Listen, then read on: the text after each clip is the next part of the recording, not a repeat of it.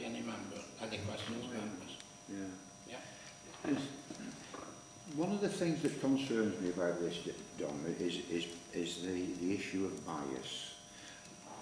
This is nothing to do with here, but there is a view on the opposition side that you are biased. Now, what I'm asking about this is this: you put out 2 letters, and I'm going to go back to something here that is on which you have got a copy of, and this relates to restrictions on publicity and events. Okay.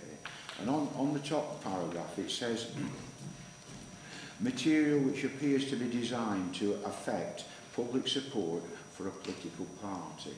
Now, the 2 issues I would have with this is the one about, you put an article in a complaint about a small group of opposition councillors, and to me that's biased.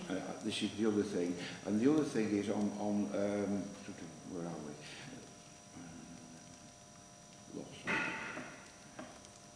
The other thing is the one that Gareth mentioned.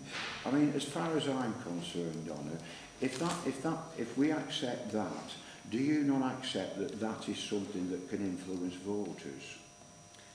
There are several questions wrapped into that question there, Councillor Ellis. Is it all right if I just break them down? Yeah, you can break them down. Firstly, I'm very concerned that you say that there are a group of opposition councillors who think I am biased.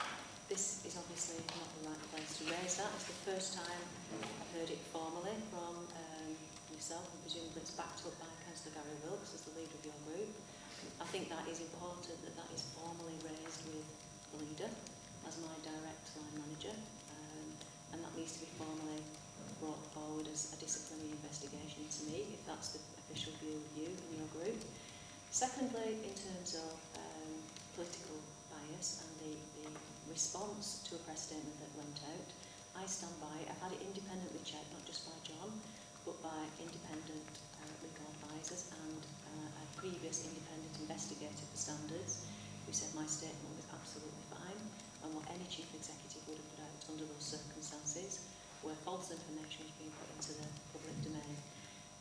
I wasn't intending to influence voting behaviours at all. My intention was to get the facts out there to the people of Standish, which is part of my role. Hang on, when you went on page... question. In terms of PERDA, again, I think there was a real lack of understanding of what PERDA actually means in this council, and it's a shame, really. PERDA means proactive publicity, and I did not put out any proactive publicity. I merely corrected facts that have gone out there that were wrong. Economical with the truth or wrong? Sorry. Not the first question.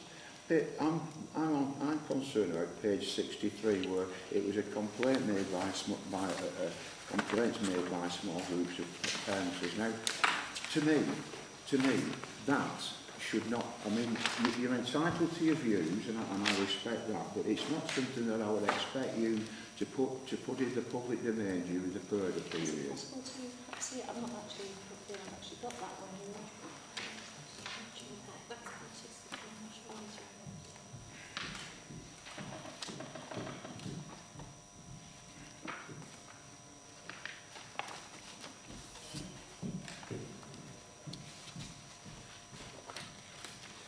If you read, yeah, page 63, where are we now?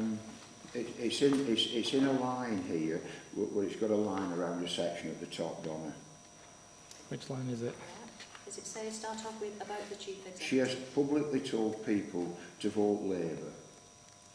I don't think, I certainly have never publicly told people to vote Labour. That is not true. One of the comments that was passed to me by members of the public was that other council suggesting everybody votes Labour. Can I bring this back to where we should be? Right? What you're doing is it's just clarity of what's been said this morning. Now, if you've got a different view of that, this is not the place to